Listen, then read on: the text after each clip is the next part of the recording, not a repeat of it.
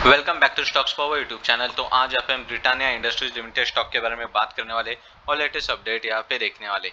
तो Britannia industries limited stock की बात करने वाले, तो यहाँ पे हम स्टॉक एनालिसिस भी करने वाले। एनालिसिस में देख सकते हो कि फंडामेंटल एनालिसिस चेक करेंगे, उसी के साथ chart analysis, technical chart analysis भी देखेंगे। और यहाँ पे मार्च 2022 के क्वार्टर के नंबर्स के बाद बैलेंस शीट में क्या क्या चेंजेस, इन्वेस्टमेंट बढ़ चुके हैं या घट चुके हैं, वो यहाँ पे ये भी यहाँ पे हम लोग इस वीडियो में देखने वाले। तो ब्रिटानिया इंडस्ट्रीज लिमिटेड स्टॉक की बात किया तो बहुत से गिरावट यहाँ पे देखने को मिले लास्ट कई दिनों से।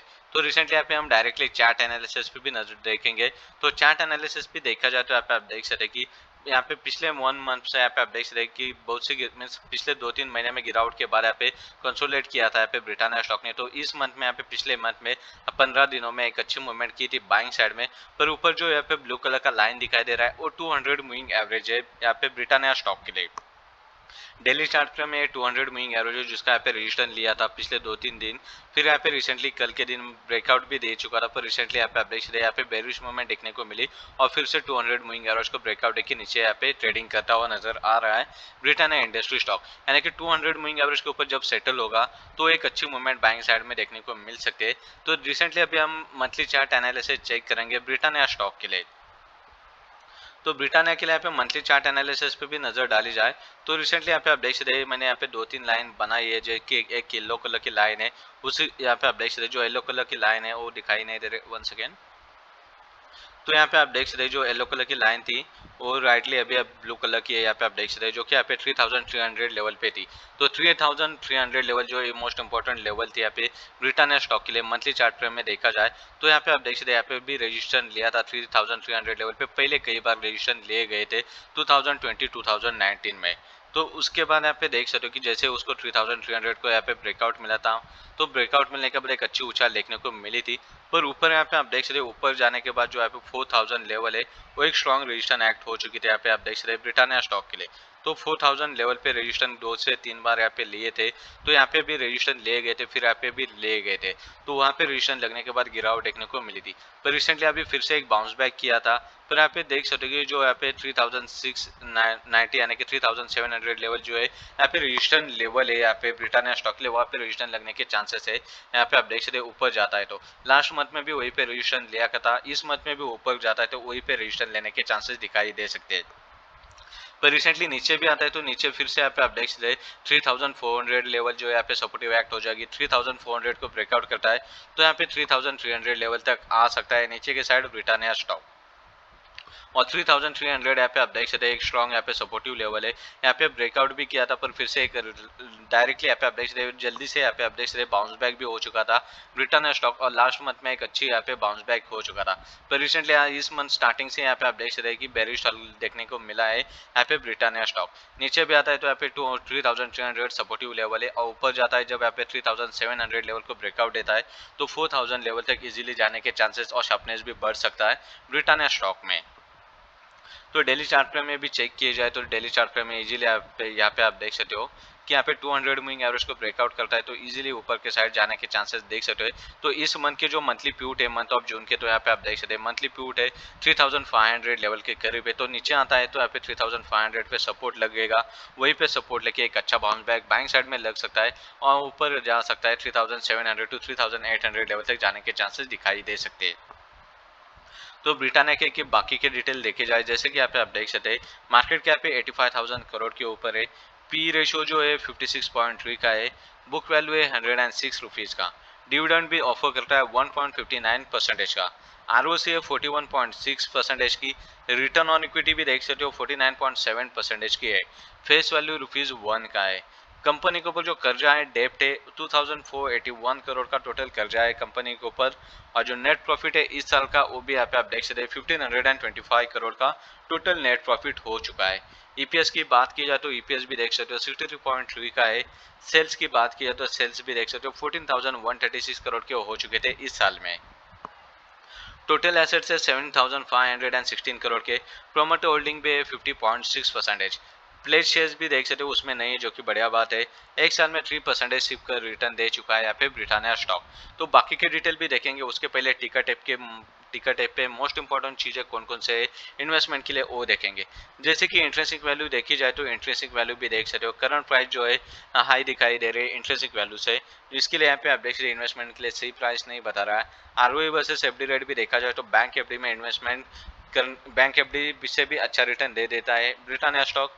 डिविडेंड की बात किया तो डिविडेंड भी एक अच्छा ऑफर कर लेता है ब्रिटानिया इंडस्ट्रीज। एंट्री करने के लिए अच्छा मौका नहीं क्योंकि स्टॉक यहाँ पे ओवरआउट जोन में है, तो एंट्री करने के लिए एक अच्छा मौका नहीं इस टाइम पे। दोनों जो मेन चीज़ें हैं एंट्री करने के लिए जैसे कि इंट्रेंसिक वैल्यू और एंट्री पॉइंट रेड में चले गए, इसलिए एंट्री करने के लिए एक अच्छा मौका नहीं दिखाई दे रहा है। नो रेड फ्लैग्स यानी कि देख सकते हो स्टॉक एसएम लिस्ट में भी नहीं है और तकरीबन प्रोमोट होल्डिंग में ज़्यादा शेयर्स भी प्लेज नहीं है। तो बेसिक के साथ यहाँ पे प्रो देखी जाए, प्रो चीज़ें में देखोगे तो डिफॉल्ट प्रोबेबिलिटी आने वाले 12 महीनों में लो रहने के चांसेस है। क्वालिटी चेक्स की भी बात की जाए तो क्वालिटी चेक्स में देख सकते हो अमंग द टॉप परफॉर्मेंस है यहाँ पे क्वालिटी चेक्स में ब्रिटानिया स्टॉक।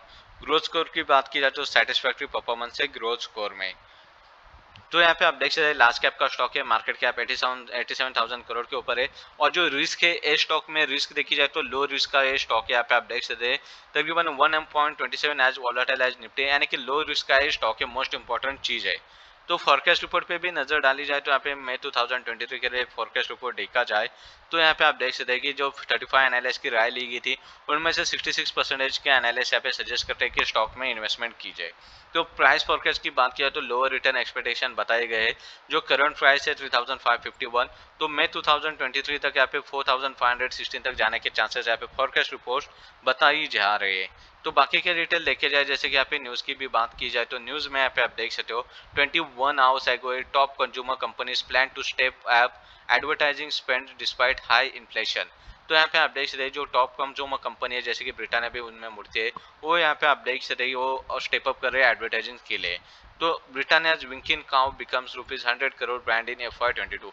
तो यहाँ पे आप देख सकते हैं कि तकरीबन फाइनल ईयर 2022 में लास्ट क्वार्टर में भी यहाँ पे 100 करोड़ का ब्रांड हो चुका है ब्रिटानिया का विंकिन काउ। तकरीबन यहाँ एक अच्छी बात है यहाँ पे ब्रिटानिया स्टॉक के लिए। होल्डिंग के भी नजर डाली जाए तो होल्डिंग में देख सकते हो प्रोमोटर होल्डिंग जो है 50.55% की है, म्यूचुअल फंड होल्डिंग है 5% के ऊपर, डोमेस्टिक इंस्टीट्यूशनल भी देख सकते हो 2.76 है, फॉरेन इंस्टीट्यूशनल है 17.17%, रिटेल एंड पब्लिक है 24.35% की। तो यहाँ पे देख सकते हो कि ब्रिटानिया के लिए बाकी के डिटेल देखे जाए तो यहाँ पे देख सकते हो कि इन्वेस्टमेंट के लिए कौन कौन से पॉइंट अच्छे हैं और कौन से नहीं है। तो प्रो देखे जाए तो कंपनी का जो रिटर्न ऑन इक्विटी पिछले 3 सालों से अच्छा मेंटेन किया है, 42% का है एवरेजली देखा जाए तो। कंपनी ने हेल्दी डिविडेंड पे आउट भी किया है 117.61% का। जो चीज़ें यहाँ पे कॉन्स में आती है वो देख सकते हो, स्टॉक ट्रेडिंग करा है 33 टाइम्स बुक वैल्यू के ऊपर और कंपनी ने पोस्ट सेल्स ग्रोथ भी दिया है पिछले 5 सालों में ब्रिटानिया कंपनी ने। पेयर कंपेरिजन की भी बात की जाए तो यहाँ पे आप देख सकते हैं कौन कौन सी कंपनी, नेशनल इंडिया आती है और ब्रिटानिया। इस सेक्टर में देख सकते हो कि फूड प्रोसेसिंग में 2 कंपनीज है, एक नंबर पे नेशनल इंडिया और सेकेंड नंबर पे ब्रिटानिया इंडस्ट्रीज। दोनों के भी नंबर्स देखे जाए तो पी रेशियो ब्रिटानिया का कम है, डिविडेंड यील्ड यहाँ पे देख सकते हो ब्रिटानिया ही देता है और नेट प्रॉफिट जो है यहाँ पे नेशनल इंडिया का ज़्यादा है, मीन्स यहाँ पे ब्रिटानिया से। तो बाकी के चीज़ें देखे जाए तो क्वार्टरली प्रॉफिट वेरिएशन भी देखा जाए तो ब्रिटानिया का अच्छा यहाँ पे दिखाई दे रहा है। आरओसी यहाँ पे आप देख सकते हैं नेशनल इंडिया का ज़्यादा है। क्वार्टरली रिजल्ट देखे जाए तो मार्च 2022 में यहाँ पे आप देख सकते हैं कैसे नंबर्स रह चुके हैं। सेल्स देख सकते हो 3550 करोड़ के हो चुके हैं लास्ट क्वार्टर से कम और मार्च 2021 से अच्छे। सेल्स भी यहाँ पे ज़्यादा दिखे थे। यहाँ पे आप देख सकते हैं ऑपरेटिंग प्रॉफिट तकरीबन सेम है पिछले कई क्वार्टर से यहाँ पे देखा जाए तो यहाँ पे आप देख सकते हैं कि यहाँ पे तकरीबन सेम यहाँ पे प्रॉफिट निकला है पिछले 4-5 क्वार्टर से। और यहाँ पे जो ऑपरेटिंग प्रॉफिट मार्जिन जो है वो 15% की है, सेम है तकरीबन कई दिनों से। आधा इनकम 54 करोड़ की है, आधा इनकम के बाद जो इंटरेस्ट और डिप्रिसिएशन है वो कटने के बाद जो प्रॉफिट है और ऑपरेटिंग प्रॉफिट 519 करोड़ का है और नेट प्रॉफिट जो है वो 380 करोड़ का है मार्च 2022 में। तो बाकी के यहाँ पे आप देख सकते हैं कि पीएनएल देखा जाए तो पूरा साल का मीन्स यहाँ पे मार्च 2022 और 21 का कंबाइन कंपेयर किया गया जाए तो यहाँ पे मार्च 2022 जो है 4 क्वार्टर्स को मिला के जो है सेल्स 14,000 करोड़ के ऊपर चले गए थे पिछले साल से अच्छे, एक्सपेंसेस भी ज़्यादा थे पर यहाँ पे जो ऑपरेटिंग प्रॉफिट था वो पिछले साल से यहाँ पे कम था। जो यहाँ पे आप देख सकते हैं कि ऑपरेटिंग प्रॉफिट मार्जिन 16% की है, आधा इनकम जो है 222 करोड़ की थी और जो यहाँ पे आप देख सकते हैं कि जो प्रॉफिट बिफोर टैक्स था वो 2000 करोड़ का था और नेट प्रॉफिट जो था 1500 करोड़ का, जो पिछले साल से भी कम यहाँ पे दिखाई दिया था।